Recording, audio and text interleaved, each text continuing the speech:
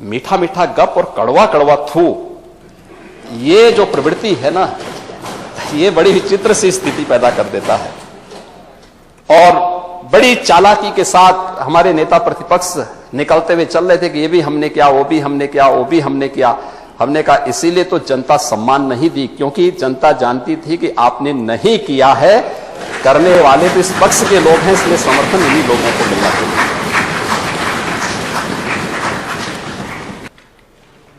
कि नजर नहीं है, नजारों की बात करते हैं, जमी पे चांद सितारों की बात करते हैं।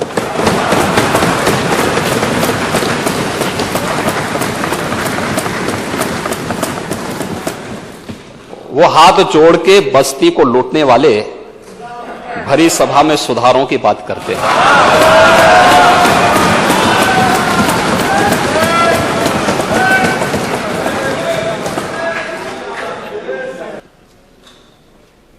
एक मनीषी ने कहा कि अभिमान तब आता है जब हमें लगता है कि हमने कुछ किया है, और सम्मान तब मिलता है जब दुनिया को लगता है कि आपने कुछ किया है।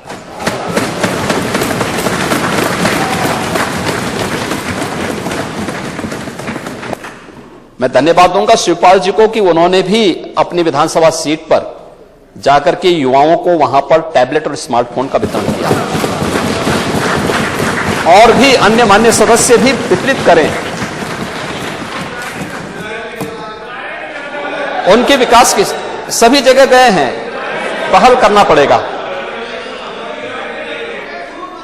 1 करोड़ युवाओं को भी वितरित किया जा रहा है। हर स्नातक प्रास्नातक युवाओं को टैबलेट और स्मार्टफोन वितरित होने की प्रक्रिया के साथ जुड़ा है। 12.5 लाख युवाओं को अब तक दिया जा चुका है। सेमीकंडक्टर की कमी के नाते प्रोडक्शन जो मैन्युफैक्चरिंग होनी चाहिए उसमें थोड़ी समस्या आ रही है, लेकिन जैसे जैसे बढ़ रहा है यूपी उसको लेकर के अपने यूथ को उसे उपलब्ध करवाने का काम भी कर रहा है, और उनकी ट्रेनिंग, बेहतर ट्रेनिंग के कार्यक्रम के साथ भी इस अभियान को आगे बढ़ा रहा है। उत्तर प्रदेश के अंदर कानून व्यवस्था की स्थिति को बेहतर बनाने के लिए कभी पीएससी बल की बड़ी भूमिका होती थी। एक साजिश के तहत 54 कंपनियां समाप्त कर दी गई, उसका गठन ही नहीं होने दिया। पीएससी होती तो क्या मुजफ्फरनगर में महीनों महीनों तक कर्फ्यू रहता? पीएससी होती क्या बरेली में कर्फ्यू रहता? लेकिन पीएससी की यूनिट जितनी कंपनियां थी उनको एक एक करके बंद किया जा रहा था। भारत सरकार कह रही है स्वच्छ भारत मिशन, और नेता प्रतिपक्ष कह रहे थे कि आप लोग शौचालय बनाने में एक्सपर्ट हैं। हां, क्यों नहीं, ये महारत हासिल है हम पे, हम लोगों ने किया है। क्योंकि शौचालय हमारे लिए केवल एक गरीब के घर में उसकी गरिमा की रक्षा करने का ही माध्यम नहीं बना था, बल्कि बहन बेटियों की सुरक्षा का भी माध्यम और उनकी गौरव को बढ़ाने का भी माध्यम हमें मिला। मीठा मीठा गप और कड़वा कड़वा थू, ये जो प्रवृत्ति है ना, ये बड़ी विचित्र सी स्थिति पैदा कर देता है। और बड़ी चालाकी के साथ हमारे नेता प्रतिपक्ष निकलते हुए चल रहे थे कि ये भी हमने किया, वो भी हमने किया, वो भी हमने किया। हमने कहा इसीलिए तो जनता सम्मान नहीं दी, क्योंकि जनता जानती थी कि आपने नहीं किया है, करने वाले तो इस पक्ष के लोग हैं, इसलिए समर्थन इन्हीं लोगों को मिलना चाहिए। सरकार युवाओं के लिए और उनके भविष्य के लिए पूरी तरह सजग है। उत्तर प्रदेश का युवा पहचान के संकट से बाहर आ चुका है, देश और दुनिया में अपनी प्रतिभा का लोहा मना रहा है। आज वो जहां कहीं भी जाएगा, अब उसके सामने कोई संकट नहीं है, यहां भी नहीं है। हमारी सरकार एक परिवार कार्ड जारी करने जा रही है, कल बजट में उसका चर्चा भी हुई है। हर परिवार के एक नौजवान को नौकरी, रोजगार अथवा स्वतः रोजगार के साथ जोड़ने की कार्रवाई है। मंत्रिमंडल में इस पर चर्चा हो चुकी है।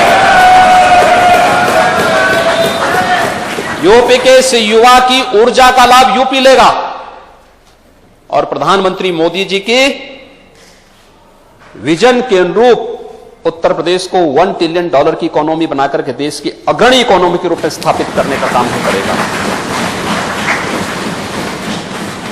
महोदय, अन्नदाता किसानों के बारे में बहुत सारी चीजें कही गई, इतनी बातें कही गई, इतनी बातें कही गई, इतना गुमराह करने वाली बातें होती थी, ऐसी बातें होती थी।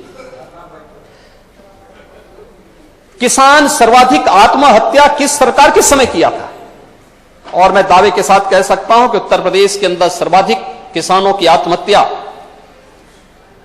2004 से लेकर के 2016 के बीच में हुई है। हम लोग आए थे 2017 में, प्रदेश की माली हालत अच्छी नहीं थी, लेकिन तब भी हम लोगों ने 86 लाख किसानों के कर्ज माफी के कार्यक्रम को आगे बढ़ाने का काम किया। धान और गेहूं क्रय की एक पारदर्शी प्रक्रिया को आगे बढ़ाने का काम किया। महोदय, मैं एक कुछ आंकड़े यहां प्रस्तुत करना चाहूंगा, इसकी खासतौर पर बहुत महत्वपूर्ण इसलिए है कि 2012 से लेकर 2017 के बीच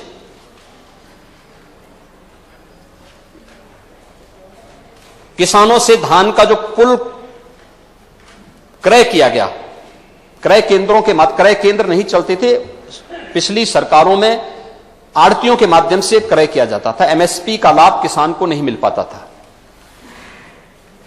और उसका परिणाम था कि जितना लाभ किसान को मिलना चाहिए था नहीं मिला। अगर धान की ही मैं बात करूं, 2012 से 17 के बीच में 1042 लाख मीट्रिक टन धान का प्रोक्यूरमेंट हुआ या आड़तियों के माध्यम से, लेकिन 17 से 22 के बीच में 1214 लाख मीट्रिक टन धान का क्रय सीधे किसानों से किया गया। बीच में कोई मीडिएटर नहीं था, कोई आड़ती नहीं था, कोई एजेंट नहीं था। समाजवादी पार्टी की सरकार के समय धान का जो कुल भुगतान किसानों को किया गया, वह किया गया था उस पीरियड में 5 वर्ष के उस कालखंड में 12,804 करोड़ रुपए, और भारतीय जनता पार्टी सरकार के समय में 5 वर्ष के 17 से 22 के बीच में भुगतान किया गया 40,158 करोड़ 90 लाख रुपया। ये गेहूं के प्रोक्यूरमेंट की मैं बात कर रहा हूं, और धान के प्रोक्यूरमेंट में 12 से 17 के बीच में 17,190 करोड़ रुपए भुगतान किए गए, जबकि 5 वर्ष के अपने कालखंड के दौरान भारतीय जनता पार्टी नेतृत्व की सरकार ने 244.17 करोड़ रुपए का भुगतान सीधे किसानों के खाते में किया। हमने डीबीटी के माध्यम से पैसा किसान के खाते तक पहुंचाने का काम किया है।